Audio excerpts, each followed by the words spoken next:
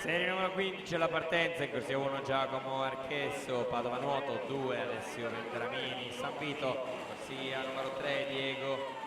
Gedre Cic, Zeus Lab Montebelluna, 4 Luis